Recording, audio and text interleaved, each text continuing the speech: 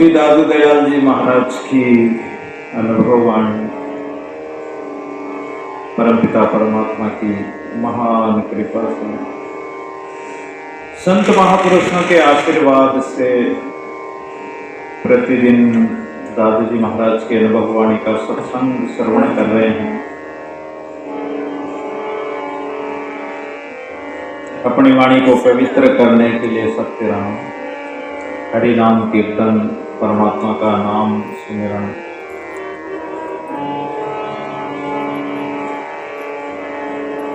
भगवान का नाम ऐसा अद्भुत है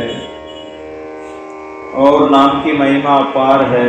नाम रे सकल शिरोमणि नाम रे, दुस्तर तारे पार उतारे, नरक निवारे नाम रे, तारणहारा भवजल पारा, निर्मल सारा नाम रे, नूर मिलावे ज्योति जगावे, तेज मिलावे राम रे, ऐसा राम का नाम है। भगवान का नाम चिंतन करना, सुमिरन करना,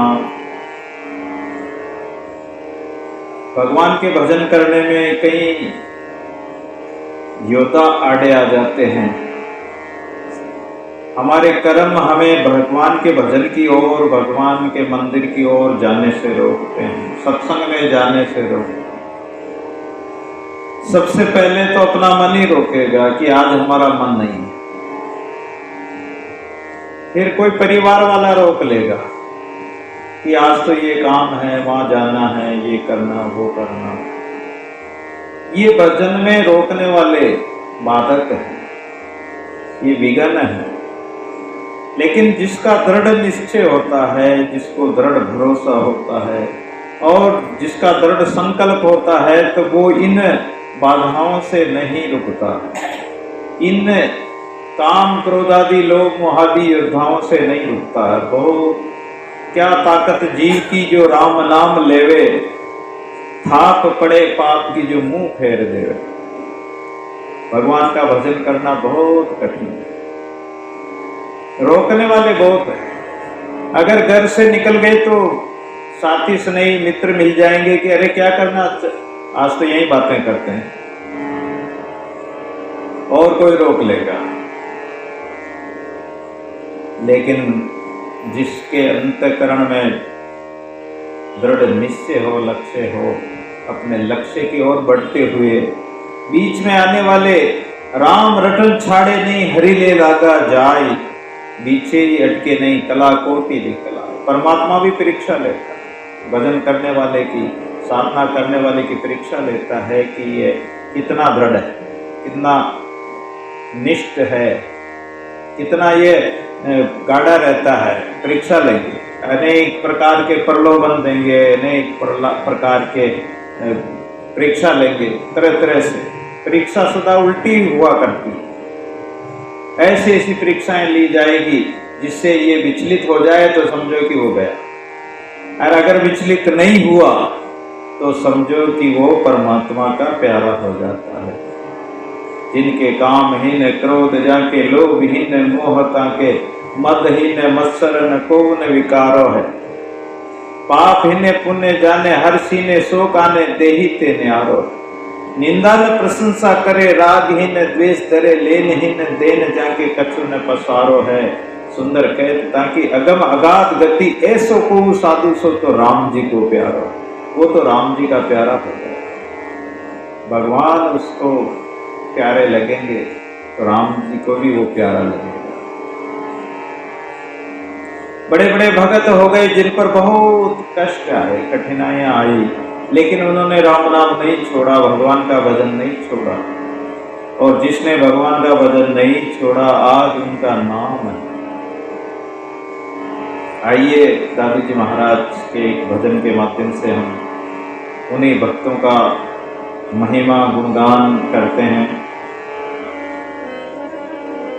राम नाम नहीं छोड़ो रे भाई, राम नाम नहीं छोड़ो रे भाई, राम नाम नहीं छोड़ो रे भाई, प्राण तजे हूँ निकट जीव जाई, प्राण तजे हूँ निकट जीव जाई, राम नाम नहीं छोड़ो रे भाई, राम नाम नहीं छोड़ो रे भाई।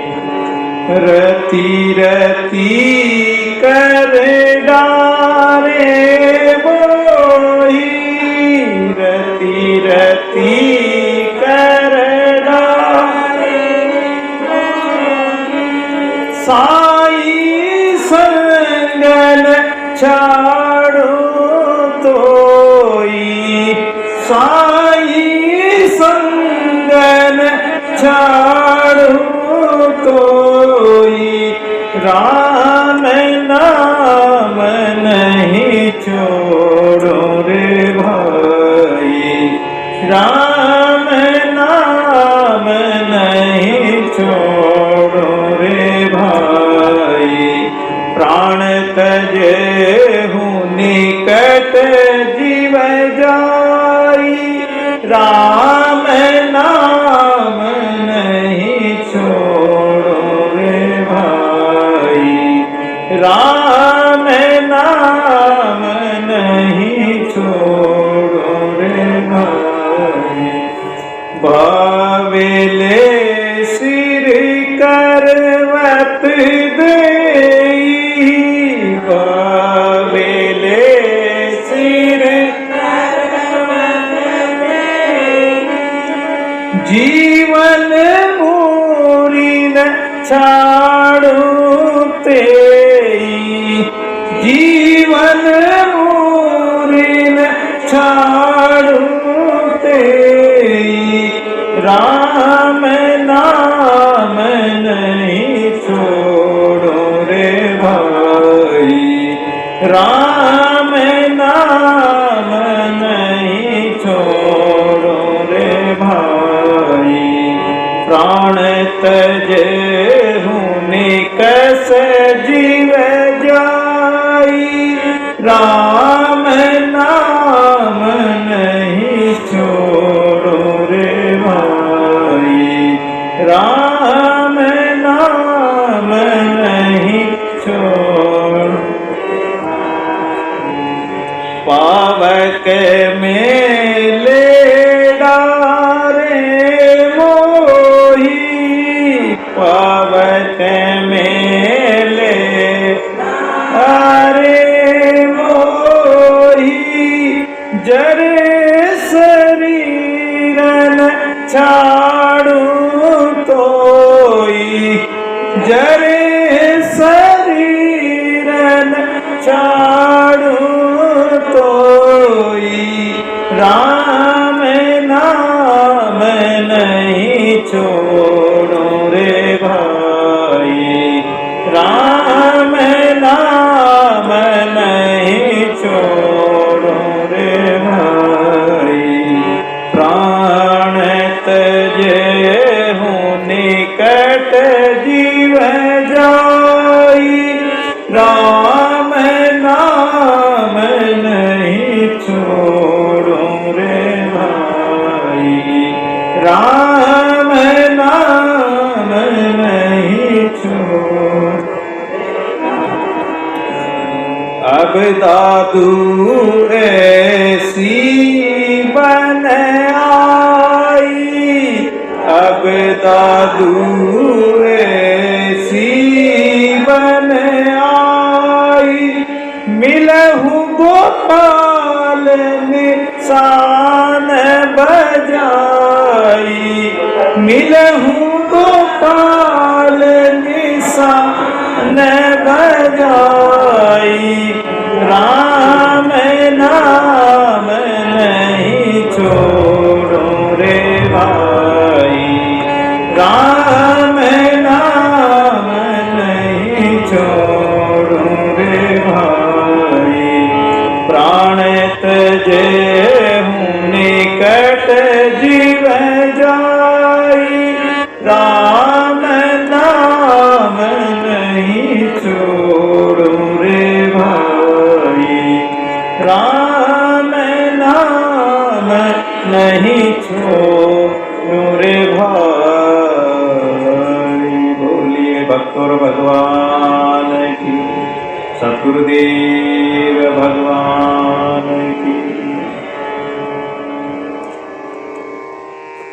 राम नाम नहीं छोड़ो रे भाई, प्राण तजो निकट जीव जाए।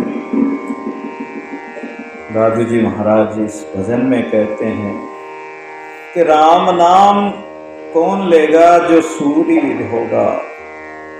राम कहेगा एक को जे जीवत मर्तक होई, दादू ढूंढे पाइए कोटि मध्य कोई। राम का नाम गीता जी में भी कहा है कि कोई करोड़ों भक्तों में जो है मेरी और कोई एक भगत लगता है, और उन लगने वालों में करोड़ों में कोई मेरी भक्ति करता है, और उनमें भी कोई कोई मुझे प्राप्त करता है, मेरा सच्चा नाम लेता है और नाम नहीं छोड़ता है।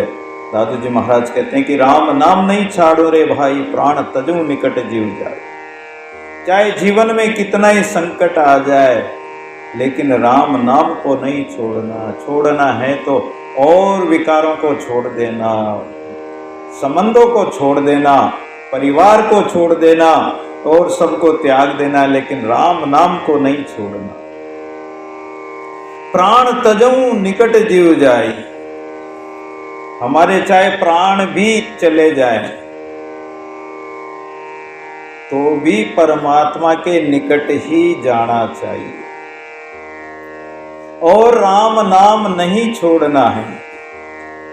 अगर राम नाम नहीं छोड़ोगे, प्राण छूट भी जाएंगे तो प्राण छूटकर कहाँ जाएंगे? निकट जीव जाई, परमात्मा के पास पहुंच जाओगे।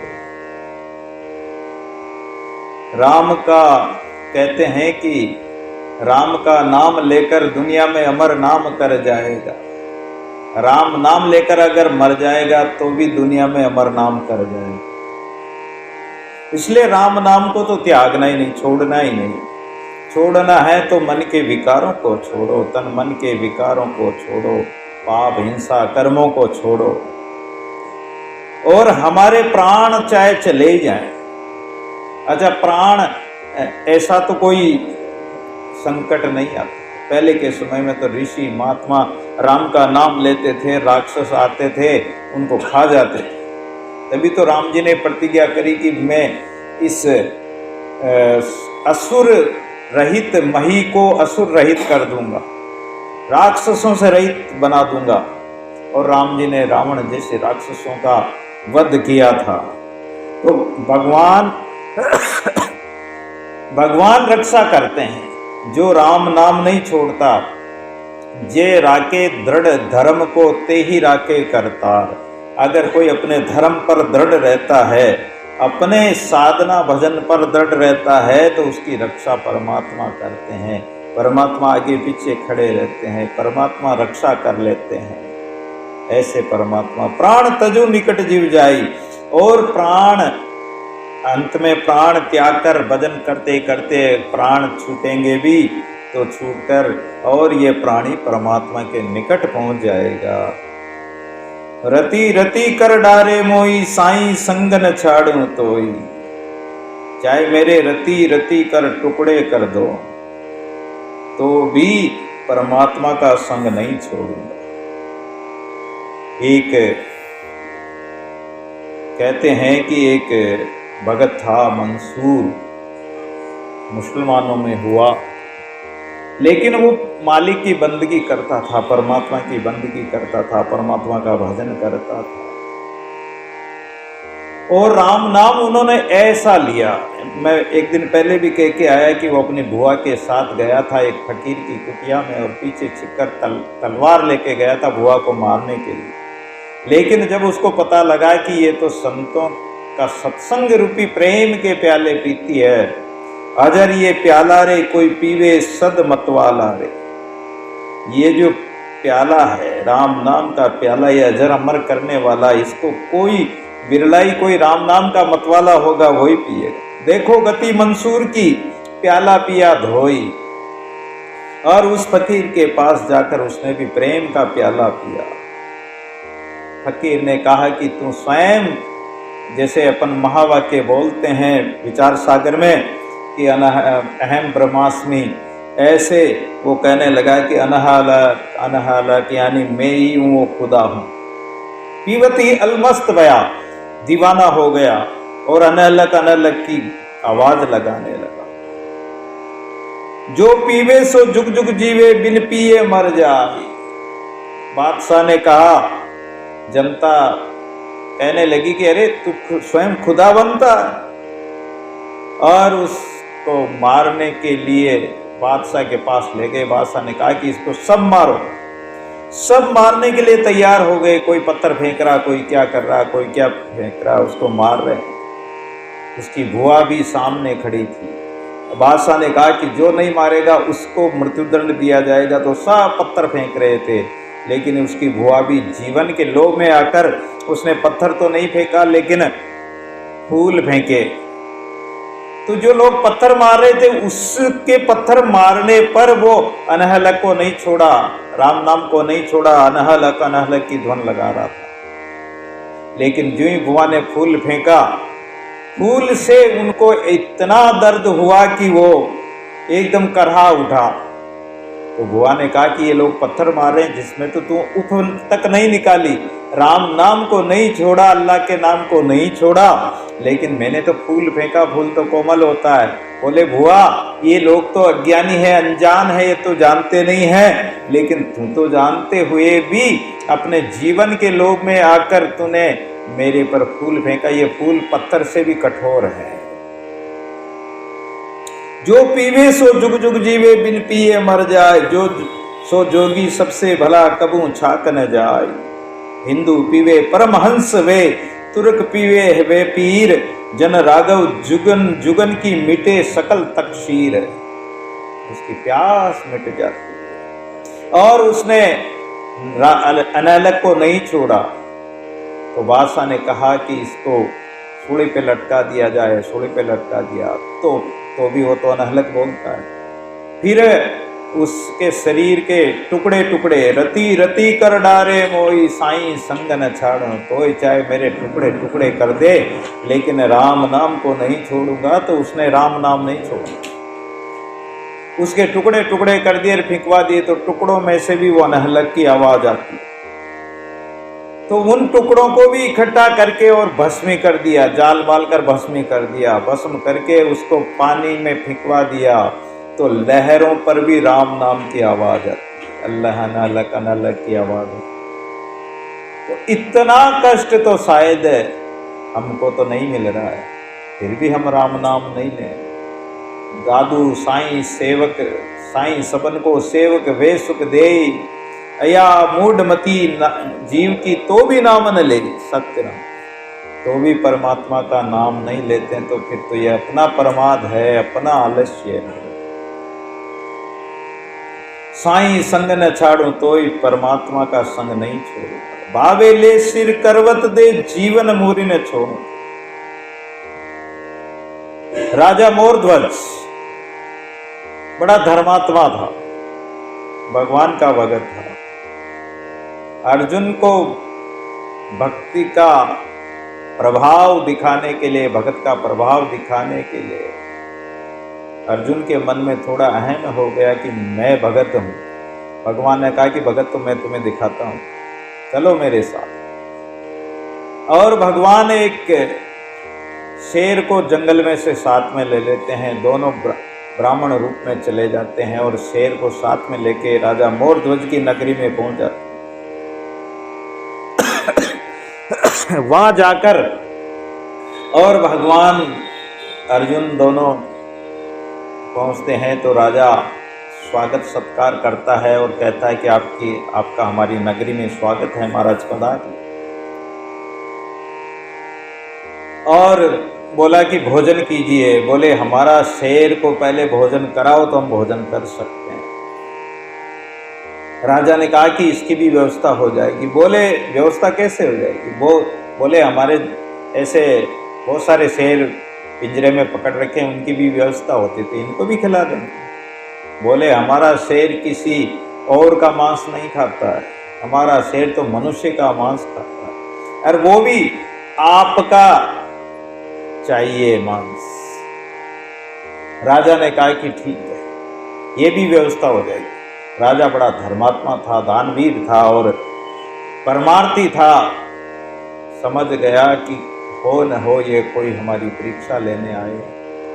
और राजा मोर ध्वज ने कहा कि ठीक है, मेरा शरीर खिलाने के लिए डाल दीजिए, मेरा शरीर डाल दूंगा। रानी कहने लगी कि मैं आपकी अर्धांगिनी हूं, मेरे रहते हुए आप अपना शरीर कैसे डाल सकते हो, मेरा शरीर डाल दीजिए। भगवान बोले कि तुम दोनों मत लड़ो, तुम्हारा जो पुत्र है इस पुत्र का शरीर डाल दो, और वो भी आधा हिस्सा खाएगा, इसको पहले चीरो, आधा चीरने के बाद में आधा हिस्सा डाल दो और आधा महलों में रख दो। आधा हिस्सा चीर कर जब चीरने लगे तो कंवर के आंखों में आंसू आ गए। तो भगवान बोले कि ये हमारा शेर नहीं खाएगा, आंसू आ गए तो नहीं खाएगा। कंवर को पूछा कि आंसू कैसे आए? कंवर कहने लगा कि मेरा इतना जन्म, इतना समय यूं ही निकल गया, लेकिन आज मेरा ये शरीर सफल हुआ, सार्थक हुआ, जो आज संतों की सेवा में, भक्तों की सेवा में, भगवान की सेवा में लग रहा है। तो इसलिए आंसू आ गए, प्रेम के भी आंसू निकल आते और आंसू पहुंच लिए। उसी समय उन्होंने आधा शरीर का हिस्सा चीर दिया, आधा शेर को डाल दिया और आधा महलों में रख दिया। कितनी दृढ़ता होगी, कितना उनका दिल गाढ़ा होगा। कोई कल्पना कर सकता है कि अपने बच्चे को चीर दे और शेर के आधा डाल दे, आधा महलों में रख दे? कोई ऐसा कर सकता है? और ऐसा अगर कोई कह दे तो क्या वो उनके माँ बाप क्या अपने बच्चे को चीरने के लिए तैयार हो जाएंगे और जिसने कहा उसको छोड़ देंगे, उसको चीर देंगे? लेकिन नहीं, धर्मात्मा थे, भगत थे, भगवान के प्यारे भगत थे। भगवान उन्हीं का तो साथ देते हैं, उन्हीं के तो साथ रहते हैं, उन्हीं की रक्षा करते हैं। और आधा चीर कर रख दिया और आधा खिला दिया। अब बोले कि अब आप आइए, भोजन कीजिए। बोले थाल लगाओ, सबके थाल लगा दिया। बोले एक और लगाओ, शेर को तो खिला ही दिया। दो भगवान और अर्जुन थे, उनके थाल लगा लिए। बोले एक और लगाओ, एक और लगा। बोले ये किसके लिए? ये कंवर के लिए।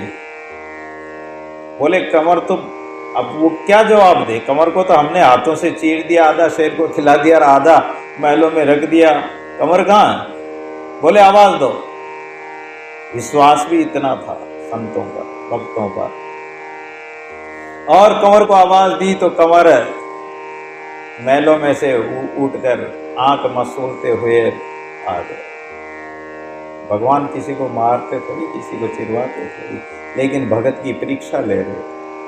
और संतों पर उनको विश्वास था, भक्तों पर विश्वास था। एक भाई को तो इतना विश्वास था संतों के ऊपर, उस गांव में संत आते नहीं थे और संत आ गए। 4-5 दिन तक संतों ने सत्संग किया, बड़ी खुश हुई। अब संत जो है जाने लगे। उसने सोचा कि संत तो कल चले जाएंगे, और उसके माँ बाप के घर में भी संतों की सेवा होती थी। वो संतों का प्रभाव जानती थी, संतों का सत्संग सुना था, सत्संग का प्रभाव था उसके अंदर। तो उसने क्या किया कि संत कल सवेरे जाएंगे, तो रात्रि में अपने बच्चे को जहर दे दिया। एक भाई, भक्तमाल में कथा कि अपने बच्चे को ही जहर दे दिया उसने। अब जहर दे दिया तो संत जो उधर सवेरे जाने को तैयार हुए, इधर समाचार मिल गए कि एक बच्चा शांत हो गया। लेकिन परिवार वालों ने देखा कि बच्चा जो नीला पड़ रहा है, शरीर का रंग नीला पड़ गया, जहर का असर दिखाई दे रहा था। और कहा कि भाई सच बता, ये बच्चे ने क्या खाया था, क्या खिलाया था? तो वो झूठ नहीं बोलती थी, उसने कहा कि जहर खिला दिया, जहर पिलाया था। अरे बोले बच्चे को जहर दे दिया? बोले हाँ। क्यों दिया? कि बच्चे को इसलिए दिया था कि संत जा रहे थे, इसलिए संतों को रोकने के लिए। अरे बोले संतों को रोकने के लिए तूने अपने बच्चे का भी ख्याल नहीं किया और बच्चे को जहर दे दिया? बोले बच्चा तो और हो जाएगा, लेकिन संतों का सत्संग, संतों का सानिध्य कब मिलेगा? तो संत जो थे, उन संतों ने ऐसी बात सुनी, संत समझ गए कि भाई ये तो मामला बहुत भारी हो गया, और सब संत जो जाने के लिए तैयार थे अपना बिटे बिस्तर खोल दिए और कहा कि सब हरि कीर्तन करो। और वो संतों का प्रभाव जानती थी कि वो संत ही इनको, इस बच्चे को वापस जीवित कर सकते हैं। उन संतों को रोको। संतों को रोका गया, संत रुक गए और संतों ने कहा कि सब हरि कीर्तन करो। सब हरि कीर्तन करने लगे और उन्होंने, एक जो संत था, महान संत था, उसने उसके सिर पर हाथ फेरा, शरीर पर हाथ फेरा, सत्य राम बोला और कहा कि अरे बेटा कब तक सोते रहोगे? उसी समय वो खड़ा हो गया। ऐसी भक्ति होती है, ऐसा प्रेम होता है, ऐसा राम नाम का प्रभाव होता है, सत्संग का प्रभाव होता है। तो उन्होंने अपने बच्चे को जहरी दे दिया था। कितनी बड़ी उनकी, मतलब उनका दिल कितना कठोर किया होगा उसने, लेकिन विश्वास भी उतना ही था। और संतों ने मर्तकाड मसाणते कहूं कौन चलावे, मर्तकाड मसाणते कहूं कौन चलावे, उसको कौन चला सकता है? जीवित कर दिया, जीवित हो गए। तुलसीदास जी महाराज काशी में विराजते थे।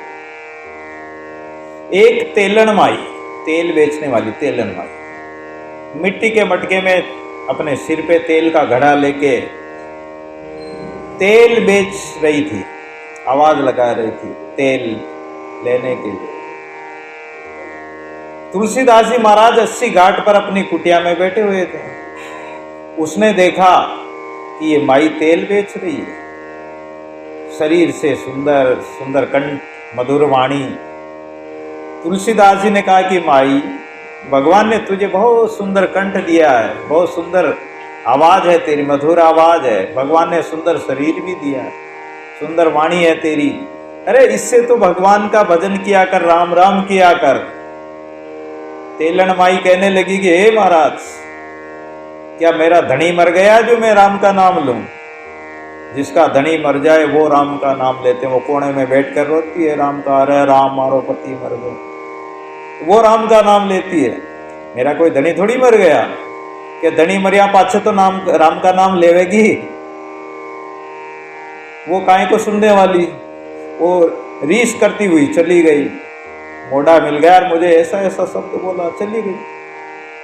अब वो तेल बेचकर घर गई तो वास्तव में उसका पति तो राम नाम सत है, मर गया। अब वो पति मर गया तो वो तो जाके चिल्लाने लगी, रोने लगी कि अरे उस मोड़े ने मेरे पति को मार, उस मोड़े से हिसाब करना मेरा।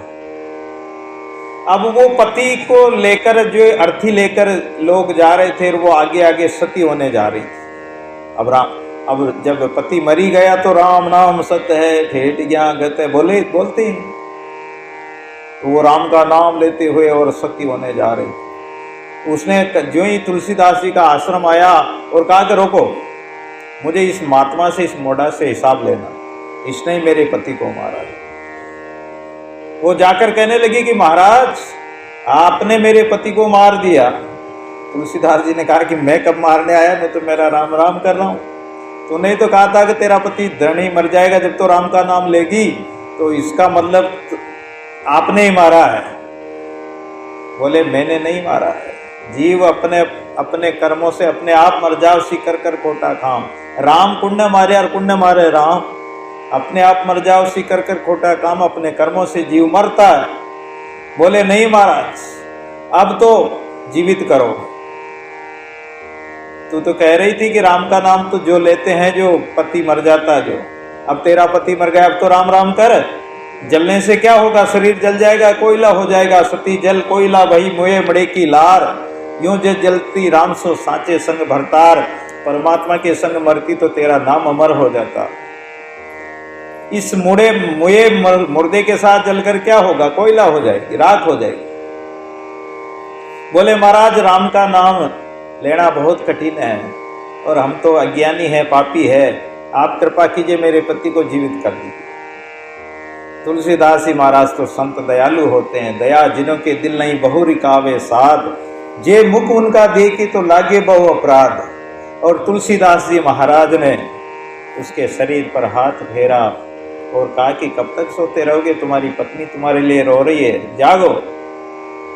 वो जैसे सोया हुआ था ऐसे मृतक काढ़ मसानते कहूँ कौन चलावे, अविगत गति नहीं जाने अविगत ना दिखा, और उसको जीवित कर दिया।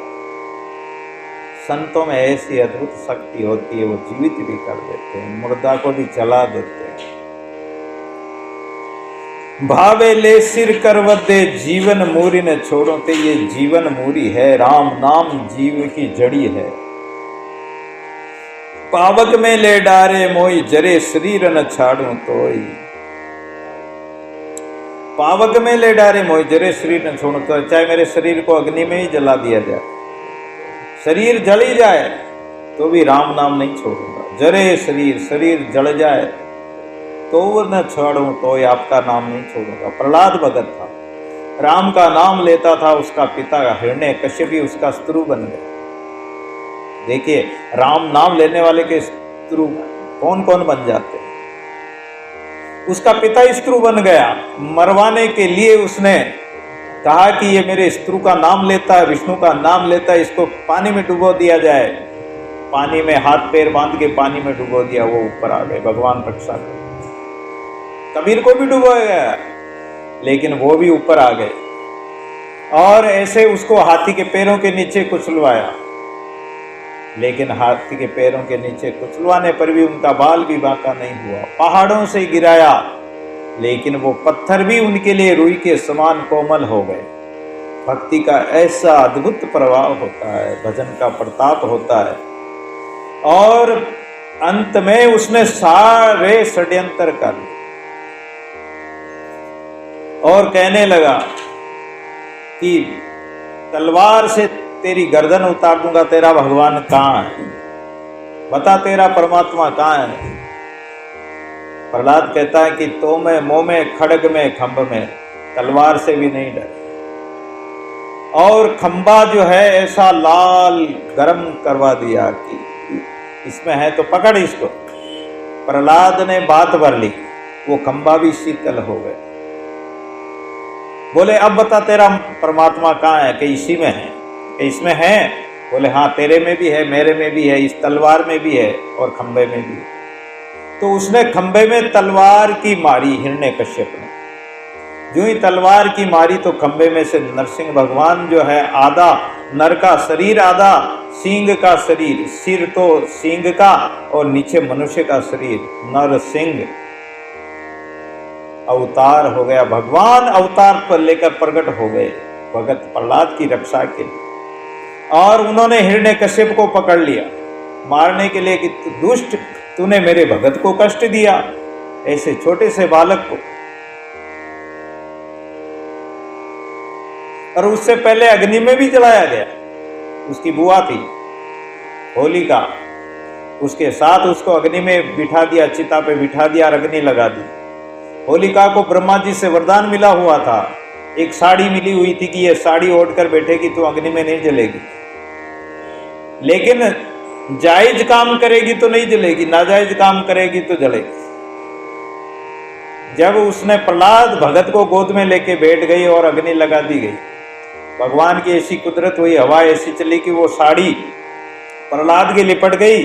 प्रहलाद तो बच गया और वो होलिका जल गई। आज भी होलिका को जलाते हैं, दुष्ट होलिका को आज भी हर साल जलाते हैं लोग। होलिका त्योहार अभी भी गया। पावक में ले डारे मोई, प्रहलाद कहता है कि चाहे पावक में अग्नि में भी मुझे जलाया जाए तो नहीं छोड़ूंगा। और जब हिरण्यकश्यप को पकड़कर भगवान कहने लगे कि बोल अब मैं तुझे मारूंगा, हिरण्यकश्यप कहता है कि मुझे नहीं मार सकते हो आप, मैंने वरदान लिया ब्रह्मा जी से कि ना दिन में मरू ना रात में। बोले संध्या काल का समय देख, अब ना तो दिन है ना रात है, इधर दिन पूरा होने वाला और इधर रात प्रारंभ होने वाली, संध्या काल। बोले बाहर मरू ना भीतर, और डेढ़ में ले लिया कि देख ना तू महल के बाहर है ना अंदर है, भीतर बाहर नहीं। भगवान में तो सब युक्ति। बोले नीचे मरू ना ऊपर मरू, गोद में ले लिया, अपनी जांघों पर लिटा लिया कि तू ना नीचे है ना ऊपर है। बोले मैं किसी महीने में नहीं मरूं, 12 महीने में नहीं मरूं। बोले ले तेरे लिए 13वां महीना पुरुषोत्तम मास बना दिया। अस्त्र से मरूं ना शस्त्र से। देख मेरे पास ना अस्त्र है ना शस्त्र है। ऐसे ऐसे उसने वरदान मांगे थे। मनुष्य से मरूं ना मैं शेर से मरूं। बोले देख मैं ना तो मनुष्य हूं ना पूरा शेर हूं। अब वो सारे उसके जवाब दे दिए भगवान ने, निरुत्तर हो गया।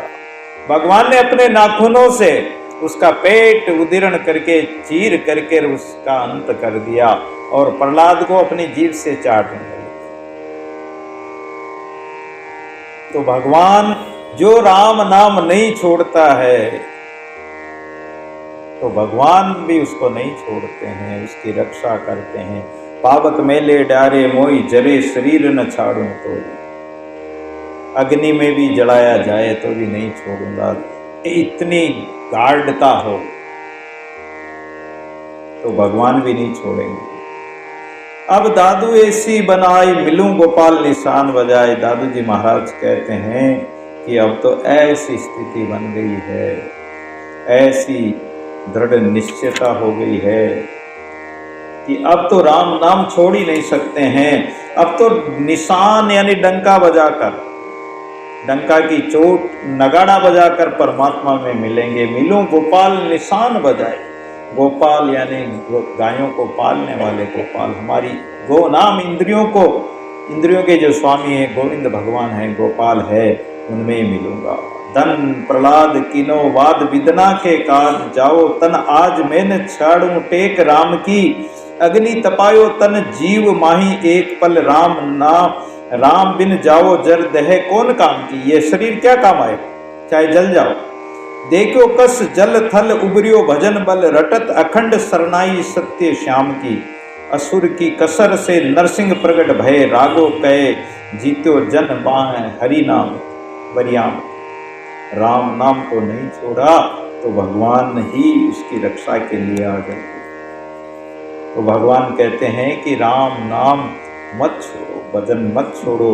संत कहते हैं कि राम नाम कहने से तो सब सुख, सब धर्म अर्थ काम मोक्ष चारों पदार्थ मिल जाते। इसलिए भाई राम नाम को क्यों छोड़ते हो। राम राम करने वाला निर्मल हो जाता, पवित्र हो जाता। उल्टा नाम जपत जग जाना, वाल्मीकि भय ब्रह्म समाना। वो ब्रह्म के समान हो गया। वाल्मीकि डाकू था, मारता था, लेकिन संत मिल गए, संतों को बांध कर गया और कहा कि जो भी तुम्हारे पास निकाल दो। अरे बोले पाप करता है, इसका पाप तुम्हें भोगना पड़ेगा। कहने लगा कि मेरा परिवार भी तो भोगेगा, परिवार को पूछ के आ, भोगेंगे।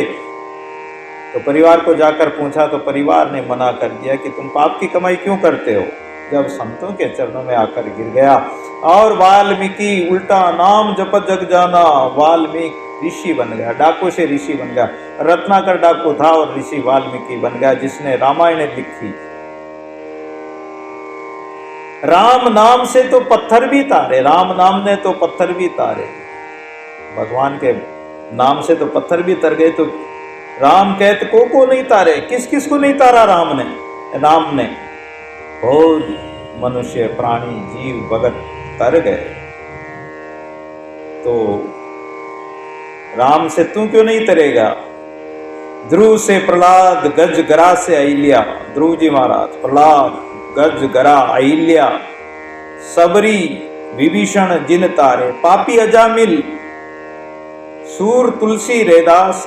अजामिल पाप करता था, ब्राह्मण था और वेश्या को घर में रख लिया। उसके 9 बालक हो गए।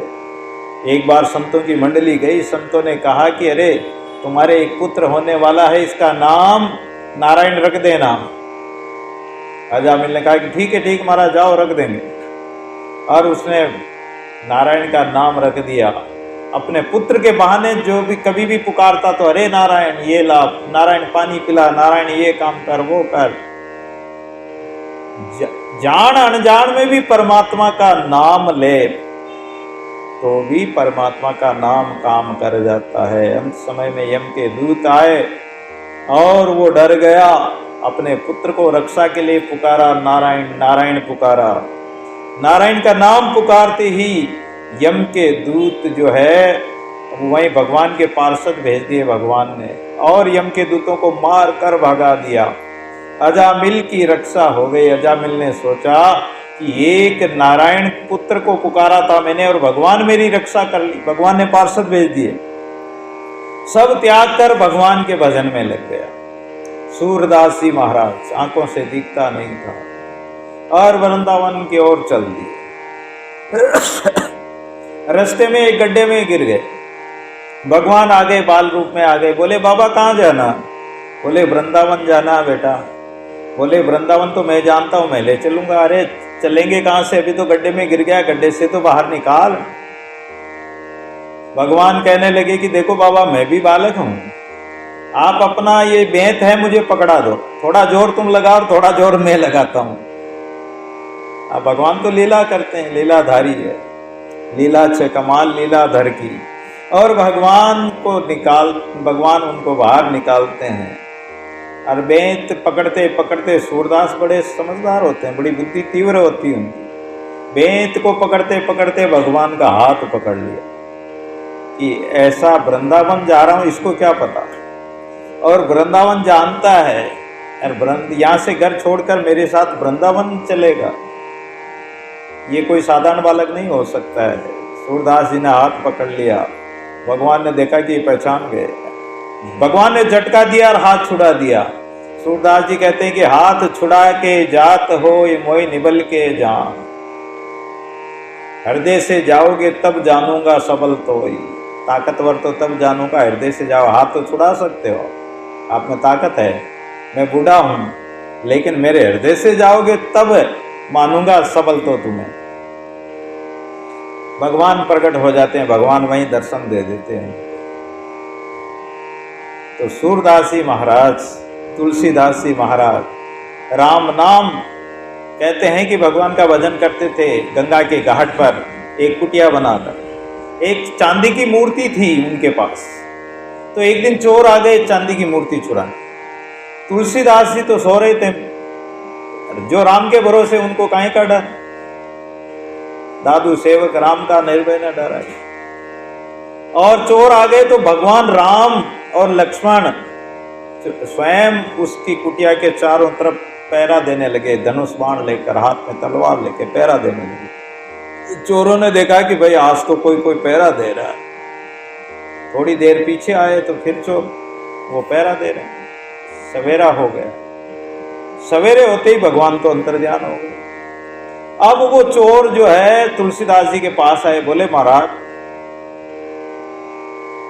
आपके यहाँ कौन नौकर, कौन चौकीदार पहरा देता है रात भर? बोले कौन चौकीदार, क्या कह रहे हो? बोले कि हम रात में, उन्होंने सच बात बता दी कि हम चोरी करने आए थे, लेकिन रात में आपके यहाँ तो कोई पहरा दे रहा था, इसलिए हम पूरी रात भर घूमते रहे, चक्कर खाते रहे, लेकिन वो तो गए नहीं। अब वो कहाँ है? बोले कौन है? अरे हम रात्रि भर देखा कि धनुष बाण हाथ में ले रखा, तलवार ले रखी। धनुष बाण का नाम लेते ही समझ गए कि मेरे भगवान आ गए, धनुषधारी भगवान रक्षा करने के लिए। तुलसीदास जी ने कहा कि ये सोने चांदी की मूर्ति तुम ले ही जाओ, मेरे भगवान को पूरी रात भर पहरा देना पड़ा, इतना कष्ट दिया भगवान को मैंने। भगवान आकाशवाणी में कहते हैं कि तुलसीदास जी मैं ही तो था। फिर हनुमान जी, एक बार तुलसीदास जी जंगल जाते थे तो तुम्बे का पानी, बचा हुआ पानी एक आकड़े के पेड़ में डाल देते थे। आकड़े के पेड़ में डालते थे तो वो पेड़ में एक कोई ऐसी कोई भूत प्रेत की बाधा, कोई भटकी हुई आत्मा रहती थी, उसको बड़ी शांति मिलती, संतों के हाथ का जल। तो एक दिन भूल गए, राम राम करते हुए निकल गए, वो सामने प्रकट हो गया। तुलसीदास जी एकदम थोड़े हक्के बक्के हो गए कि ये कौन है भाई, क्या आई बुलाई। लेकिन भगवान के भगत थे, डर तो था नहीं, पर है क्या ये भाई, क्या बुलाई। उन्होंने कहा डरो मत महाराज, मैं तो भूत हूं, लेकिन आपने आज मुझे जल नहीं पिलाया। बोले कौन सा जल? बोले तुम्बे का जल, आप रोज डालते, रोज पिलाते, इससे क्या होता? बड़े हमें शांति मिलती। तू कौन है? मैं तो भूत हूं। अरे तो तू राम राम किया कर, भजन करके हम भजन नहीं कर सकते, राम राम नहीं कर सकते महाराज। अगर राम राम करते तो हम मुक्त हो जाते, हमारी मोक्ष हो जाती। और मैं आपको जो चाहो जो मैं आपको लाकर दे दूं, लेकिन मुझे ये जल पिलाओ। बोले मुझे तो कोई वस्तु नहीं चाहिए, मुझे तो राम जी से मिला दे। बोले राम जी से मिला देता तो मैं ही मिल जाता। मैं युक्ति बता सकता हूँ। तुलसीदास जी महाराज को कहा कि एक महात्मा यहाँ कथा करते हैं राम मंदिर में, और उस जगह एक हनुमान जी आते हैं, एक कोडी के रूप में। हनुमान जी किसी भी रूप में आ सकते हैं, कोडी के रूप में आते हैं। तो आप हनुमान जी ने ही सुग्रीव को भी राम से मिलाया था, आपको भी मिला दें। तो वो तुलसीदास जी महाराज उसके कहने से उस कथा में गए। देखा तो कथा प्रारंभ होते सुनो वीर हनुमान, ऐसे बोलते हैं, दुआ बोलते हैं। तो हनुमान जी जो है कोडी के रूप में आकर एक कोने में जाके बैठ गए। मक्खियाँ बिन बिना रही, शरीर में जो है पानी खून छक रहा है। अब उनके पास कौन जाए, कौन पहचाने उसको, कौन पास बैठे। अब कथा जब समाप्त हुई तो जो कथा कर रहे थे संत, उनको बोला कि हनुमान जी को वापस नहीं भेजना है, कथा पूर्ण होते है सुनो वीर हनुमान अपने अपने जगह जाइए। तो वो नहीं बोलना है, उन्होंने नहीं बोला तो वो गए नहीं, सारे श्रोतागण चले गए। तुलसीदास जी जाकर उनके चरणों में गिर गए, और चरणों में गिरकर प्रणाम किया और बोले हनुमान जी महाराज, अरे बोले दूर दूर तुम्हारे कोड हो जाएगा, ये हो जाएगा, मैं तो ऐसा कोडी हूँ, ये हो। लेकिन अब तुलसीदास जी ने कहा कि महाराज अब चाहे कितने ही छिपे रहो, मैं तो पहचान गया, आपको पहचान लिया। अरे बोले कैसे पहचाना? कि मुझे ऐसे ऐसे बताया, हनुमान जी प्रकट हो गए। बोले क्या चाहते हो? कि राम जी से मिलना। बोले कल तुम भिक्षा लेने जाओगे तब राम जी तुम्हें दर्शन देंगे। अब वो भिक्षा लेने गए तो भिक्षा में आज राम जी के दर्शन होंगे। आज मैं वो भजन बोलते हैं ना, आज मेरी कुटिया के मेरे भाग्य जाग, मेरी कुटिया में राम आएंगे। तो वो उस राम आने की आशा में इतने भाव विभोर हो गए कि पता ही नहीं, राम जी सामने घोड़े पर आ गए और राम राम भी किया, लेकिन तुलसीदास जी नहीं पहचान पाए, राम जी आगे निकल गए। बोले राम जी, तुलसीदास जी राम जी के दर्शन हो गए? बोले नहीं हुए। अरे कि अभी तो कहे थे भगवान इस रूप में आए थे, घोड़े पर बैठे थे, धनुष बाण हाथ में लेर का। अरे वही राम था, राम जी थे, मैं तो पहचान ही नहीं पाया। पहचान कर दर्शन नहीं किए तो पहले चाहे सामने कोई निकल जाओ। तब तुलसीदास जी को हनुमान जी ने कहा कि चित्रकूट के घाट पर तुम्हें राम जी मिलेंगे। चित्रकूट के घाट पर भई संतन की भीड़, तुलसीदास चंदन की से तिलक करे रघुवीर। और भगवान राम आए और तिलक मांगने लगे कि हमारे भी तिलक लगाओ। तब हनुमान जी ने सोचा कि अब ना चूक जाए, तो तोते के रूप में पीपल के पेड़ पर बैठे हुए हनुमान जी जो है ये चौपाई बोलते हैं, और तुलसीदास जी समझ जाते हैं भगवान के दर्शन कर। फिर तुलसीदास जी महाराज ने रामायण लिखी, शिव जी का वर्णन करने लगे, लेकिन जो लिखते थे वो गायब हो जाता था। फिर शिव जी ने कहा कि मेरे प्रभु स्वामी राम जो है उनका चरित्र लिखो। तब रामचरितमानस लिखी थी तुलसीदास। तो नाम के प्रताप से तुलसी तुलसी सब कहे तुलसी वन की घास। कहते हैं ना कि तुलसी तुलसी क्या करे, तुलसी वन की घास। कृपा भाई राम की जो बन गए तुलसी तुलसीदास। रेदास जी महाराज देखिए, भगवान के प्यारे भगत थे रेदास। चमड़ा गांठते थे, चमार जाति में जन्म लिया। अब जिस जाति में जन्म लिया वो परंपरागत काम तो करते हैं। बढ़िया का बेटा होगा तो तराजू ताकड़ी तोलेगा, और क्या करेगा। वेद का बेटा होगा तो दवाया कूटेगा। कहते हैं कि चूहा का जाया तो बिल्ली खो देगा। तो वो चमड़े का काम करते थे, जूती गाड़ने का काम करते थे, लेकिन भगवान के प्यारे भगत थे। और एक बार उन्होंने ठाकुर जी की सेवा की, ठाकुर जी की सेवा करते थे। तो ब्राह्मणों ने ईर्ष्या करी कि ये नीची जाति का है, ये भगवान की भक्ति नहीं कर सकता। राजा के पास फैसला गया। राजा ने कहा कि एक तरफ ब्राह्मण, एक तरफ भगवान का भगत, मैं कैसे न्याय करूं। राजा ने कहा कि ये जो ठाकुर जी का सिंहासन है, ठाकुर जी की मूर्ति है, इसको सिंहासन को बीच में रख दो। इधर ब्राह्मण, इधर रेदास भक्त।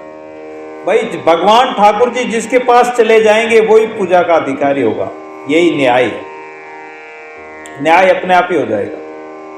अब ब्राह्मण लोग मंत्रों का आह्वान करने लगे, भगवान को बुलाते हैं, वेद मंत्रों से आह्वान करते हैं, लेकिन भगवान उनकी तरफ नहीं गए और रैदास जी महाराज की गोद में जाके स्थिर हो गए।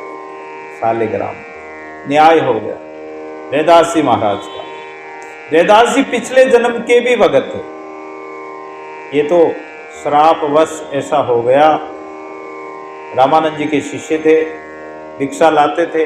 एक दिन एक किसी बनिया के यहाँ से भिक्षा लाए थे और उसके चमड़े का व्यापार था, पाप की कमाई का था, और उसके वहाँ से भोजन लेके आए। महात्मा जी ने भोजन पाया, मन बड़ा विचलित हुआ, कह रहे भोजन आज अन्न कहाँ से लाए? कि वहाँ से। पूछा क्या करता है? कि चमड़े का व्यापार करता। पाप की कमाई का पैसा, पाप की कमाई का अन्न जैसा खावे अन्न वैसा बने मन। तो कहा कि तू जा चमार हो रहा वो रैदास जी का।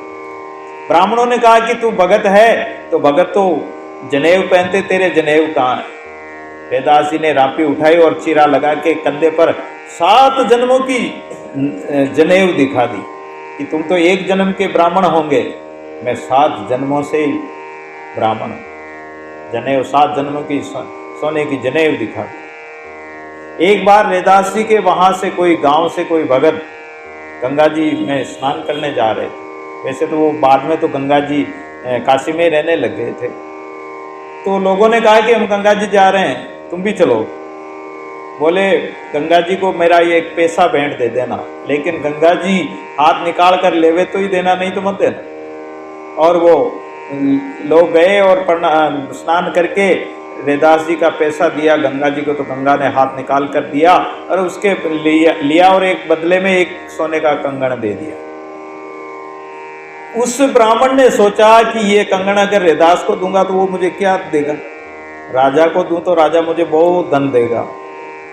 राजा को ले जाके दिया, राजा ने रानी को दिया। रानी ने कहा कि ऐसा कंगन तो एक हाथ में तो बढ़िया लग रहा है, एक हाथ सुना सुना लग रहा है, ऐसा कंगन और चाहिए।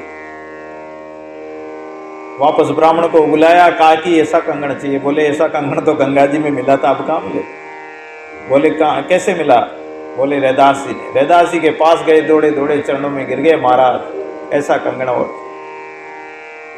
तो जो जूता काटने की जो एक वह कठौती थी, लकड़ी की कठौती होती है या पत्थर की कठौती होती है, उसमें पानी रखते हैं और उसमें ही मन चंगा तो कठौती में गंगा, गंगा का आह्वान किया, गंगा प्रकट हो गई और वहीं से कंगन निकाल के, हाथ निकाल के कंगन दे दी। एक बार भगत रैदास जी महाराज के पास भगवान आए। भगवान आए और बोले कि देखो रैदास जी, आप धर्म कर्म बहुत करते हो, परोपकार में खूब लुटाते हो, जो भी कमाई करते वो संतों की सेवा में परोपकार में लगा देते थे। बोले तुम्हारी कमाई तो कुछ ज्यादा है नहीं, मैं तुम्हें एक पारस भेंट करता हूँ। भगवान रूप बदल कर आ गए, पारस भेंट करता हूँ, ये पारस रख लो। और ये देखो तुम्हारी रापी है, वो लोहे की रापी थी, उसको पारस के स्पर्श कराया तो सोने की बन गई। बोले देखो ऐसे ये सोने की बन जाएगी, लोहा स्पर्श करते ही। और तुम खूब दान पुण्य करो, खूब परोपकार करो। रैदास जी ने कहा महाराज मुझे तो जरूरत नहीं है, आप ऐसा करो, ये जो छान है, पहले कच्ची छान हुआ करती थी, केलू बांस लकड़ियों का बनाया जाता था, घास फूस की छान हुआ करती थी। बोले इसमें खोस जाओ, मुझे तो जरूरत नहीं, आप ये आपकी वस्तु, आपको जरूरत हो जब वापस ले जाना, मुझे जरूरत, मैं तो मेरा काम कर रहा हूँ जो ठीक। और उन्होंने वहीं भगवान ने छान में खोस दी पारस को। 1 साल के बाद भगवान फिर आए। बोले अब तो रैदास के खूब भंडारा चल रहा होगा, खूब पुण्य को परोपकार हो रहा होगा। बोले रैदास जी महाराज अब तो खूब, अरे महाराज मुझे तो साल भर हो गया, उसका ध्यान रखते हुए कि कोई दूसरा न ले जाए, वो पारस आप वापस ले जाओ। ऐसे ऐसे भगत, जब पारस भगवान वापस ले गए तो भगवान ने सोचा ऐसे तो लेंगे नहीं। तो वो जो ठाकुर जी की सेवा करते थे, जो ठाकुर जी का अंचड़ा था, उस अंचड़े को साफ करते थे, झड़काते थे, तो उसमें 5 मोहरें सोने की निकल जाया करती। तो रैदास जी डरने लगे। रैदास जी कहने लगे वाह भगवान, पारस नहीं लिया तो सोने की मोहरें देने लग गए। ऐसे ऐसे भक्त और भगवान की अद्भुत लीलाएं होती है। और रैदास जी महाराज भगवान के प्यारे भक्त हुए। नानक जी महाराज, नानक मलुक ताज हरि ही के प्यारे। नानक जी महाराज एक मोदी के काम करते थे, नाज तोलने का। एक बार कोई नाज लेने आया, नानक जी महाराज तोलने लगे। एका है जी, एका है, दुआ है, तीवा है, ऐसे करते करते 11, 12 और 13 आया तो सब 13, सब 13। वो तोलते गए, 13 से आगे ही नहीं बढ़े। मोदी ने कहा कि इसको बाहर निकालो, ये तो सभी 13 कर दिया तो अपना तो सारा ही 13 में बेच देगा। 13 गिनती के बाद में कुछ आगे बढ़े ही नहीं हो। 14 आया ही नहीं, 14, 15 आया ही नहीं, सब 13, सब 13। आरती में बोलते हैं ना, क्या लागे मेरा सब कुछ तेरा, क्या लागे मेरा। अब आरती में तो बोलते हैं, घर पे जाके सब कहते हैं मेरा मेरा मेरा मेरा मेरा छोड़ गंवारा। नानक जी महाराज भगवान के इतने प्यारे भगत हुए, उनके बहुत सारे शिष्य भी हुए। संप्रदाय चला, सिख संप्रदाय। मलुक दास जी, ये भी भगवान के प्यारे भक्त हुए। ताज हरि ही के प्यारे, एक ताज बाई हुई है मुसलमानों, वो कह रही है, धना नामदेव दादू सदना कसाई जान। धना भगत जाट जाति का था, और धना भगत भगवान की भक्ति करता था। भक्ति करते करते छोटा सा था, एक कोई संत आए थे और वो सालग्राम जी की सेवा कर रहे थे। धना ने कहा कि महाराज ये ऐसी सेवा तो मुझे ही बताओ, मैं भी करूँगा। संत ने अपने जोड़े में से दूसरे सालग्राम जी निकाल के दे दिए कि ले सेवा करना, भगवान को भोग लगाना, भगवान को खिलाना पिलाना, भूखे मत रखना। धना ने कहा ठीक है। वो भगवान को अपना मित्र ही मानते थे और भगवान की सेवा करते थे, भगवान की पूजा करते थे। रोज भगवान भोग लगाते, धना भगत भोग लगाते थे। एक दिन भगवान प्रकट हो गए और कहने लगे कि देख धना, आज से अपन दोनों मित्र हैं, और तू मुझे रोज रोटी खिलाता है, भोग लगाता है, दूध पिलाता है। देख, तू रोटी खिलाता तो मेरा फर्ज बनता है कि मुझे कुछ काम बता, जब तेरी रोटी खाऊंगा। भगवान वो धना भगत ने कहा कि ठीक है, चलो मैं गायें चराता हूँ, तुम भी चराओ, या मेरे बैल चरा लाना। अब दिन में तो वो बैल चराए, गायें चराए धना भगत। अगर खेत में काम करना, हल चलाना, तो हल भी चलाते। सामंत चलानी, वो पहले चमड़े का चड़स आया करता था, बैलों से पानी निकाला करते थे, वो भी चलाना तो चलाते थे। सारा काम धना भगत का धना भगत के साथ रहकर भगवान करते थे, और दोनों आपस में मित्र की तरह रहते थे। रात्रि में धना भगत के मतलब बैल गायें भैंसें रहती थी बाड़े में, तो बढ़िया बढ़िया भैंसें थी, तो चोर जो है भैंसें चुराने के लिए आ जाते। लेकिन भगवान जो है श्याम सुंदर रात्रि भर पहरा देते, चोर चक्कर खावे। चोरों को मतलब रात्रि भर चक्कर खाते रहते थे, भगवान हटते ही नहीं थे और उनका सब काम करते थे। जब सवेरे आकर कहते हैं कि अरे तुम्हारे पहरा देने वाला कौन है, बोले हमारा श्याम सुंदर, हमारा भगवान है। अब जहाँ भगवान रक्षा करे, भगवान पहरा देवे, तो कहीं हो गए चोरी रे।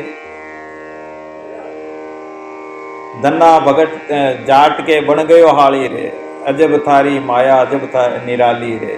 धना कुण जाने या माया थारी निराली रे, जाट भगत के बन गयो हाली रे, उसका हाली बन गया। कभी हल चलाए, कभी बैलों को संभाले, ऐसे धना भगत हुए। एक दिन संतों की मंडली आई और वो बीज बोने जा रहा था, बीज लेके, नाद लेके, और खेत में बीज बोने का आषाढ़ का महीना था, बरसात आने वाली थी, बीज बोने जा रहा था। संतों की मंडली आ गई। संतों की मंडली आ गई तो संतों को देखकर धना भगत ने प्रणाम किया और संतों को कहा कि महाराज भोजन प्रसाद कहाँ किया। बोले राम जी की इच्छा होगी, जब राम जी देंगे जब करेंगे। बोले धना भगत ने सोचा कि नाज तो मेरे पास है ही। बोले महाराज ये नाज है, आप इसको बनाकर पकाकर जिम लो, उबाल कर संत तो जिम ले। अब संतों ने कहा कि धना भगत तूने हमें जिमाया है, लेकिन तुम्हें हमें लग रहा है कि तेरा चेहरा उदास है, क्या कारण है? बोले महाराज मैं तो बीज बोने जा रहा था और नाज तो यही काम आ गया यार, खेत में बीज नहीं डालूंगा तो अब मैं घर पे क्या जवाब दूंगा, और बढ़िया को भी क्या जवाब दूंगा, जिससे नाज लेके आया उसको भी क्या दूंगा। संतों ने कहा कि तू चिंता मत कर, ये तुम्बे के बीज ले जा। और तुम्बे के बीज दे दिए। तुम्बे के बीज ले जाकर कहा कि हल निकाल दे। उसने झूठे उम्बरे निकाल दिए, खेत में हल निकाल दिया, भाई जैसे नाज बो दिया। घर वालों को कह दिया कि हाँ बो दिया, और वो तुम्बे के बीज दिए थे, वो तुम्बे के बीज डाल दिए। अब तुम्बे के बीज डाल दिए तो जगह जगह वो तुम्बे की बेलें फैलने लगी। लोग हंसने लगे कि अरे ये तुम्बों की सेवा करता, संतों की सेवा करता, इसके तुम्बे के बेलड़े फैल रहे हैं, तुम्बे लगेंगे इसके। और तुम्बे देखकर और ज़्यादा हंसी करने लगे। लेकिन धना भगत निश्चिंत था कि चलो कोई बात नहीं, कुछ तो लगा है, व्यर्थ तो नहीं गई सेवा, व्यर्थ नहीं गई, तुम्बे लगे।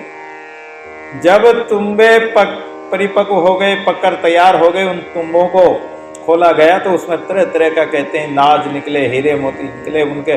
तो वो लोग देखकर पहले तो हंसी कर रहे थे कि इसके तो तुम्बे पैदा हुए, अब ये क्या खाएगा क्या खिलाएगा, हमारे तो कितना नाज पैदा हुआ। जब उसमें हीरे मोती निकलने लगे तब सब हक्के बक्के हो गए कि अपन घाटे में रहे। राम नाम को बड़े जन बेटे ताते मांड्या हाट, साईं सो सौदा करे दादू खोल कपाट। जो संतों से राम नाम का सौदा कर ले वो तो काई की कमी, जाके राम धनी उनके काई की कमी रहेगी, वो तो माला माल हो जाएंगे।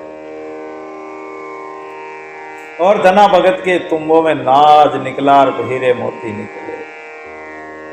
ऐसे ऐसे भगत हो गए। नामदेव बचपन में ही अपने नाना वामदेव की बेटी गोणाई देवी का विवाह किया गया, लेकिन वो पति मर गया। पति को छोड़कर वो अपने घर आ गई, पिता के घर, वहीं रहने लगी। वामदेव ने कहा कि बेटी तू भगवान का भजन कर। उसने सोचा कि ये इसका मन इधर उधर डोलेगा, तो उसको भगवान की भक्ति में लगा दिया, भगवान की भक्ति करने लगी। भगवान की भक्ति से और गोणाई देवी के नामदेव जी प्रकट हुए थे। नामदेव जी बचपन में ही भगवान की भक्ति के रंग में रंगे हुए थे। उनके नाना वामदेव जी से उनको भक्ति मिली। वामदेव जी को देखते नामदेव जी रोज कहते कि मुझे भी सेवा करने दो। नाना जी ने कहा कि देख तू अभी छोटा है, बाद में करना। एक दिन क्या हुआ कि अब भगवान तो सबके मन की जानते हैं, अपने भगत की सेवा लेने के लिए वामदेव जी को कोई काम हो गया बाहर जाने का। बोले मैं 3 दिन के लिए बाहर जाऊंगा, तू सेवा करेगा? बोले हाँ। बड़े प्रसन्न हुए नामदेव। लेकिन देख सेवा तो करना, शाम सुबह सेवा करना, और जैसे मैं रोज दूध पिलाता हूँ दूध पिलाना, भगवान के भोग लगाना, कहीं भगवान को भूखे मत रख लेना। नामदेव जी ने कहा कि ठीक है। और नामदेव जी भगवान के भोग लगाते हैं। एक दिन हो गया, दूध का कटोरा रखा, पर्दा लगाया, आवाज दी, भगवान का पर्दा खोला तो दूध का कटोरा ज्यों का त्यों। अरे बोले भगवान आपने तो दूध पिया ही नहीं। शाम को भोग लगाया, नहीं पिया। प्रातः काल रात में 3-4 बार नींद उठ गई कि मेरे भगवान ने रात में दूध नहीं पिया, सुबह दूध पिलाऊंगा, कहीं दूध गर्म ज्यादा न रह जाए, कहीं ठंडा न हो जाए, कहीं मीठा कम न हो। ऐसे विचार से रात भर नींद नहीं आई। माँ कहती कि अरे बेटा अभी तो सो जा, अभी तो रात है। प्रातः काल उठे, फिर भगवान के भोग लगाया, नहीं पिया। शाम फिर सुबह नहीं पिया, शाम नहीं पिया, फिर सुबह हो गया, नहीं पिया। 3 दिन तक भगवान ने दूध नहीं पिया। और नामदेव जी ये सोचते थे कि नाना जी मुझे रोज दूध का कटोरा देते थे, तो वो भगवान के भोग लगाकर आधा कटोरा स्वयं पी जाते थे, आधा नामदेव जी को देते थे। तो उन्होंने सोचा कि भगवान रोज दूध पीते हैं नाना जी के हाथ से, और मेरे हाथ से दूध नहीं पी रहे हैं, ऐसा लगता है कि नाना जी की याद आ रही इनको। नाना जी की याद आने के कारण शायद दूध नहीं पी रहे। तो नामदेव जी, क्योंकि बाल मन था, सच्चा मन था, कोई छल छिद्र कपट नहीं था, दिखावा नहीं था, और उन्होंने कहा कि भगवान दूध नहीं पीते हैं तो मैं भी नहीं पीऊँगा, नहीं खाऊँगा। 3 दिन तक उन्होंने भी कुछ नहीं खाया। तीसरे दिन बोले कि अगर अब नाना जी आने वाले, नाना जी से शिकायत करोगे तो नाना जी मुझे डांटेंगे कि भगवान को भूखा रखा। तो अब इससे तो ऐसा है कि मैं मरी जाऊं। तो कटार लेकर अपने पेट पर मारने लगे। तो भगवान ने हाथ पकड़ लिया कि अरे मरता क्यों है? बोले मरो नहीं तो क्या करूं? बोले आप दूध भी नहीं पीते हो, भोजन भी नहीं करते हो, जब फिर क्या करूं? नाना जी मुझे लड़ेंगे। बोले नहीं लड़ेंगे, चिंता मत कर। फिर भगवान दूध का कटोरा उठाकर पीने लगे। तो अरे सारा ही पी जाओगे, मैं भी तो भूखा हूं 3 दिन से, मुझे भी तो पिलाओ। भगवान ने कहा कि तू पी। ऐसे नामदेव जी महाराज थोड़े बड़े हुए तो माँ ने कहा कि जाओ लकड़ी लेके आओ, कुछ आकड़ा वगैरह, ऐसे कोई गाय बकरी वगैरह, गाय भैंस को डालना होगा। तो बोले जाओ लेके आओ। कुल्हाड़ी दी। जो ही जाके आकड़े के कुल्हाड़ी मारी तो वो सफेद सफेद खून निकल आया और वो दूध निकल आया। बोले कि हमारे तो लाल खून होता है, इनके सफेद खून होता है। आत्म दृष्टि जिनकी होती है, जो सर्वत्र जिसको जो भगवान को देखते हैं, उस आकड़े के पेड़ की अपनी धोती को फाड़ के आकड़े के पेड़ की पट्टी बांधी। ऐसी आत्म दृष्टि वाले नामदेव जी। नामदेव जी बड़े हो गए थोड़े, और नामदेव जी भगवान का भजन करते थे। एक बार नामदेव जी कहीं जा रहे थे, तो रास्ते में जा रहे थे, जंगल था, एक बावड़ी आई, प्यास लगी, पानी पीने के लिए बावड़ी में गए। बावड़ी में गए तो बावड़ी में देखते हैं कि एक भूत, लंबा सारा भूत प्रकट हो गया। उसी समय नामदेव जी भगवान का वो तंदूरा उठाया और भजन गाने लग गए। भले पधारे हो लंबकनाथ, जोजन भर लो माथा, एक योजन का तो माथा 3 कोस का, और जोजन भर लो हाथ, 3-3 कोस के हाथ, इतने लंबे लंबे हाथ। ऐसा भजन गाया। उसी समय उस भूत में से भगवान प्रकट हो गए। भगवान प्रकट होकर कहने लगे कि अरे नामदेव, भूत में भी तुम मुझको जानता है? बोले आप कहाँ नहीं हो, आप भूत में भी हो, सब में हो आप। नामदेव जी एक बार भोजन बनाया और भगवान के भोग लगाने के लिए वो चौकी पे रखा और उसको चौपड़ने के लिए घी की गिलोड़ी लेने के लिए रसोई में गए। इतने में एक कुत्ता आया और वो रोटी बाटी जो भी थी उसको उठा के मुंह में चल दिया। नामदेव जी ने देखा, घी लेके आए, अरे कुत्ता लिए जा रहा है। जर्रे जर्रे में झांकी भगवान की किसी सूझ वाली आंख ने पहचान की। नामदेव ने रोटी पकाई, कुत्ता लिए जा रहा है। और तुमने शक्ल बनाई स्वान की, मुझे चोला दिया इंसान का, तुमने शक्ल बनाई स्वान की। कुत्ता जब लिए जा रहा था तो पीछे पीछे भागे कि इसको चौपड़ने तो दो, सूखी कैसे खाओगे। 3 कोस तक नामदेव जी उसके पीछे पीछे भागे। जब पसीना पसीना हो गए, साधु दुखी तो भारी दुखी, ऐसा सृजनहार। भगवान ने देखा कि मेरा भगत तो दुखी हो रहा है, पसीने पसीने हो गया। भगवान प्रकट हो जाते हैं कि अरे कुत्ते में भी मेरे को जानता, आप किस में नहीं। ऐसे नामदेव जी। एक बार नामदेव जी के घर में आग लग गई, छपरा जल गया। छपरा जल गया तो नामदेव जी के पास लोग आए, महाराज आपका तो छपरा ही जल गया। किसने जलाया? भाई जिसने जलाया जो जाने। बोले अब तो बंधवा लो, आषाढ़ आने वाला, बरसात आने वाली। बोले जिसने जलाया जो ही बांधेगा, जिसने जलाया जो ही बांधेगा। भगवान ने देखा कि ये तो अपने ऊपर इल्जाम लगा दिया, जिसने जलाया अपन ने जलाया, तो अपने ऊपर इल्जाम लगा दिया, अपने को ही बांधना पड़ेगा। चलो लक्ष्मी। तो एक गंवारिया का रूप बना लिया भगवान, और गंडासा हाथ में लिया, रस्सी हाथ में ली, गांव में आवाज लगाते हैं कि छपरा बंधवा लो, छपरा बंधवा लो, छपरा बंधवा लो। लोग बोले कि हमारे तो बांध रखे हैं, जाओ नामदेव की कुटिया में जाओ, नामदेव के जल गया उसके बांध के आओ। भगवान तो भगत को प्रकट करना चाहते थे, भक्ति को प्रकट करना चाहते थे, और भगवान वहां पहुंच गए। भगवान वहां पहुंच गए तो कहने लगे कि अरे नामदेव जी आपके छपरा जल गया, छपरा बंधवा लो, हम बांधने वाले हैं। बोले हाँ आपने ही जलाया तो आपको ही बांधना पड़ेगा, इसमें कहने की क्या बात है, बांध दीजिए।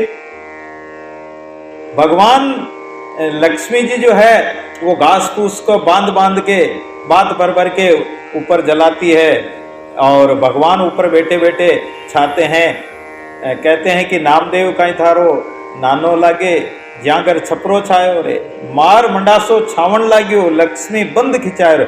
लक्ष्मी नीचे खड़ी है और रस्सी पकड़ाती है, वो ऊपर से बांधते हैं, नीचे से फिर बांधते हैं, फिर वो काटते हैं, फिर आगे बढ़ते हैं, वो घास फूस जलाती है और छपरा बांध दिया। लोगों ने कहा कि अरे नामदेव जी आपके छपरा तो इतना सुंदर बांधा, ऐसा छपरा जिसने बांधा वो हमारे भी बंधवा दीजिए। बोले पहले अपने घर में आग लगाओ, जो आग लगा सकता है उसके बांधेंगे, ऐसे थोड़ी बांधेंगे। कबीर जी महाराज के कहते हैं कि कबीरा अपना घर अपना जालिया लिया पलीता हाथ, अब घर जालू जो चले हमारे साथ। यानी जो अपना घर जला सकता है वो हमारे साथ चल सकता है। नामदेव जी के जब वो छपरे में आग लगी, जब अपने तो आग लगती तो अपन हर चीज को बचाते हैं, रक्षा करते हैं, भाई जो चीज बच जाए उतनी बचाएं। लेकिन नामदेव जी के आग लग गई तो नामदेव जी चीज को उठा उठा कर लो भगवान, लो भगवान, गुदड़ी पड़ी तो लो भगवान, वस्तु पड़ी तो लो भगवान, आपको इधर आना पड़ेगा, कष्ट उठाना पड़ेगा। लोग बोले कि ये बुढ़े हो गए, पागल हो गए, और नामदेव जी के भगवान छपरा बांधे। नामदेव जी के पास भगवान आए और कहने लगे, एक ब्राह्मण का रूप बनाया। एक दो बार भगवान कहे कि अब तू एकादशी का व्रत करता छोड़ दे। भगवान ने के कहने से नामदेव जी ने कहा कि शरीर चलता है जब तक कर लेता हूँ प्रभु। 3 बार आए नहीं, एक बार बूढ़े ब्राह्मण का रूप बनाकर आ गए। प्रातः काल आए और हाथ में लकड़ी ले रखी, शरीर थर-थर कांप रहा, बूढ़ा झुर्रियां पड़ रही शरीर में, और आकर बोले कि 11 का दिन था। बोले नामदेव 3 दिन से भूखा हूं, मुझे भूख लग रही, भोजन दो, कुछ खाने को दो। नामदेव जी बोले आज तो 11 है हमारा, आज एकादशी, आज तो कुछ नहीं देंगे, आज कुछ नहीं मिलेगा। अरे बोले मैं मर जाऊंगा, मेरे प्राण निकल जाएंगे भूख से। बोले चाहे निकल जाओ, नहीं दूंगा। दोपहर तक वो चिल्लाते रहे, नहीं दिया। तीसरे पैर भगवान जो है हाथ से लाठी छूट गई और थर थर कांपते हुए धड़ाम से नीचे पड़े, प्राण निकल गए। लोग बोले कि अरे नामदेव बड़ा भगत बनता है, और तू एक ब्राह्मण को रोटी नहीं दे सका, भूखे ब्राह्मण को, बड़ा भगत बनता भगवान का, सेवा सार आत्मा पूजा, और तू एक आत्मा को रोटी नहीं दे सका, ये ब्रह्म हत्या तुझे लगेगी। नामदेव जी ने सोचा कि ये कलंक बहुत अच्छा लगा, क्या करें, संसार में कोई पति मर जाता तो वो स्त्री उसके साथ सती हो जाती है। तो नामदेव जी ने कहा कि ठीक है, मैं इनके साथ सताई हो जाऊंगा, और वो चिता बनाकर उसमें गोद में लेके बैठ गए। बोले आग लगा दो। जो ही आग लगाने वाला तैयार हुआ और भगवान खिलखिलाकर हंस पड़े। बोले नामदेव क्या करता है, जलता क्यों है? बोले आप जब मर सकते हो तो मैं क्यों नहीं मर सकता हूँ, क्यों नहीं जल सकता हूँ? ऐसे ऐसे भगत हो गए। नामदेव जी एक बार रास्ते में जा रहे थे, रात्रि का समय होने वाला था, तीसरा पैर था, किसी गांव जाना था। अब 2 रास्ते फट गए, एक इधर जा रहा, एक इधर जा रहा, किधर जाऊं? अंधेरा पड़ने वाला, कोई आदमी भी नहीं, किससे पूछे कि फला गांव कौन सा रास्ता जाएगा? तब नामदेव जी ने सोचा कि अब किससे पूछे, तो एक पत्थर की मूर्ति खड़ी थी। पहले कोई लड़ाइयाँ हुआ करती थी तो कोई पत्थर की मूर्ति खड़ी कर रखी थी, उससे जैसे आजकल शहीद बनाते हैं, जैसे शहीद की मूर्ति लगाते हैं, ऐसे पत्थर की प्रतिमा खड़ी थी। उस प्रतिमा को ही भगवान जानकर नामदेव जी ने तंदूरा उठाया और भजन गाने लगे। जब भजन गाने लगे तो गाते गाते शाम पड़ गई, संध्या होने लगी, मंदिरों में घंटा झालर शंख बजने लगे, आरती होने लगी। तब भगवान ने उस मूर्ति में से हाथ निकाला और बोला कि नामदेव ये रास्ता जाएगा। नामदेव जी कहते हैं कि कीदो कुंतल किंदो बाली, बाली कौन सा जाएगा और कुंतल कौन सा रास्ता जाएगा, मेरे मन की पूरो रली, ऐसा उन्होंने भजन गाया। तब वो मूर्ति में से हाथ निकाल कर भगवान और कहते कि ये रास्ता जाएगा।